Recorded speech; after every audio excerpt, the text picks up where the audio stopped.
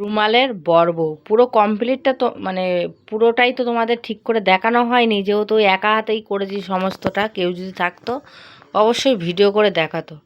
তো দেখো রুমালের বর্বও কিন্তু আমার পুরোপুরি ফাইনালি রেডি হয়ে গেছে। তো আশা করি তোমাদের কেমন লাগলো। আর দেখো রুমালের বর্বটা কেমন লেগেছে অবশ্যই কিন্তু কমেন্ট করো। এই যে রুমালের বর্ব, এই হলো বউয়ের মুখ আর এই হলো বরের মুখ, ঠিক আছে। আর একই ধরনের শাড়ি পরানো হয়েছে। এই যে এটা একটু অরেঞ্জ দেওয়া হয়েছে মাঝখানে, যেহেতু ধুতি আর পাঞ্জাবিটা ওই জন্য। আর এই সাইডটা দেখো একই কালারের আছে বরের আর বউর। দেখো পান, আর এদিকে যে বউর হাতে থাকে এটাকে কি বলে অতটা আমার হয়তো মনে নেই, সিঁদুর কৌটো, সরি সিঁদুর কৌটো। আর এদিকে হলো বরের হাতে যেটা থাকে সেটা। তো দেখো কেমন লাগছে অবশ্যই একটু কমেন্ট করে জানিও সবাই।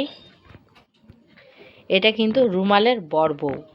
আর আমার কাছে এইটুকু একটু চুমকি ছিল, তো সেই জন্য শাড়ির নেচটাই দিয়ে দিয়েছি।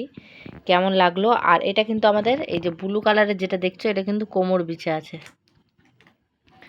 ঠিক আছে। আর দেখো গলায় কিন্তু ভালো একটা চিকচিক পড়েছে, একটা ডায়মন্ডের নেকলেস পড়েছে, আর একটা মঙ্গলসূত্র মানে কালো কালারের হার পড়েছে, কালো গোল্ড মঙ্গলসূত্র যেটাকে বলে।